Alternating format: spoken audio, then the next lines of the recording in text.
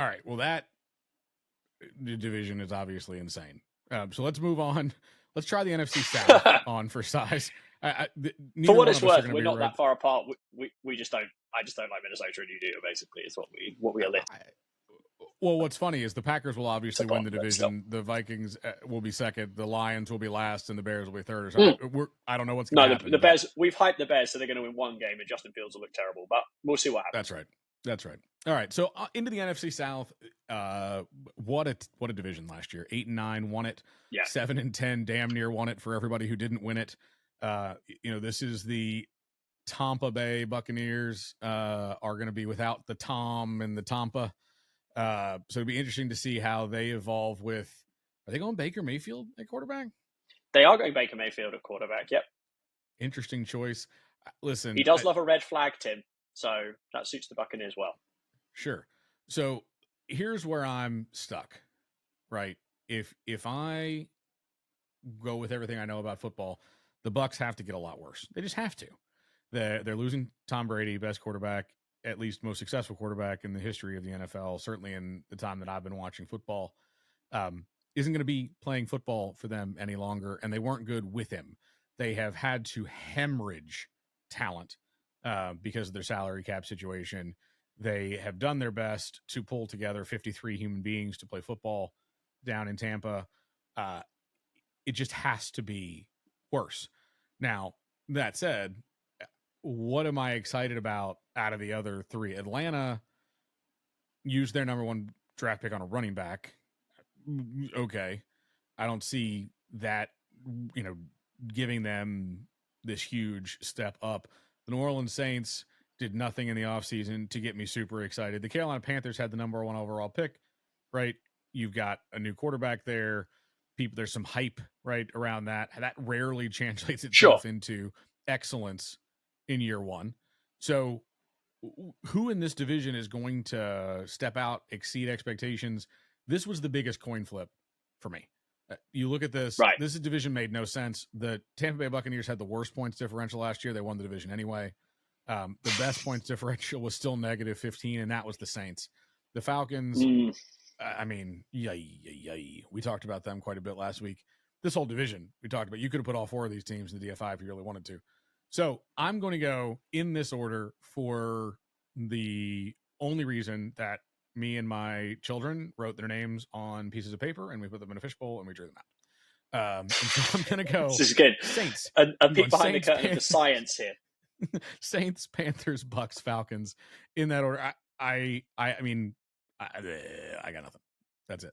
Yeah, it pains me a little bit to know that you pulled out names at random and I had the exact four in the same order, which either says a lot for your kind of ESP when it comes to random prognostication or my lack of skills.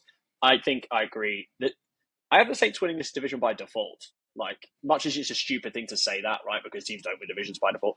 Like, I think Atlanta, they are my number one sneaky terrible team this year. And I say sneaky terrible. I know you're going to say they weren't very good last year. They weren't. They won a bunch of games, right? Despite being 7. terrible. That's more than they should have won in my humble estimation.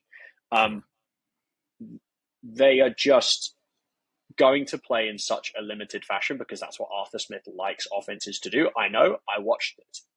Unless Desmond Ridder gets a lot better and they let him do stuff, I don't really see it. Like, I know the Titans won a lot of games with this formula, but they also had a really good defense. Atlanta's defense is not particularly good. Certainly not good enough to overcome running kind of a ground and pound Jeff Fisher style kind of offense with some play action pass. We mentioned them extensively on the Downtrodden Franchise Index pod last week that you mentioned. Go check it out. Any listeners who have not checked that out, a lot of fun. As we crapped on NFL teams, they have Kyle Pitts. They have no interest in using him, even though he's really good. They do stuff like sign Jonnu Smith, who I like. Jonnu Smith, he played for the Titans. He was good, but is he amazing? No, he's a complimentary piece. I just think they're going to be bad this year, and I think that they don't. I don't feel like they actually showed a lot of ambition, oddly, in this offseason. It just seemed like we're going to kind of do more of the same and hope for the better results, which I don't buy. So I don't think they'll be good. I think Tampa's going to suck this year, just for what it's worth. I just have Atlanta as worse than them. I think Tampa are going to be dreadful this year. Dreadful. 5 wins, dreadful. quarterback situation you mentioned. The other thing, a good NFL head coach on evidence to date, he was with the Jets for a while, and listen, we're not going to become one of these, these are terrible, fire this guy, blah, blah. I don't think Todd Bowles is a particularly, it didn't really work out there. There was a lot of, I don't know what the right word is, ado, I suppose, in the New York area, which is not very common.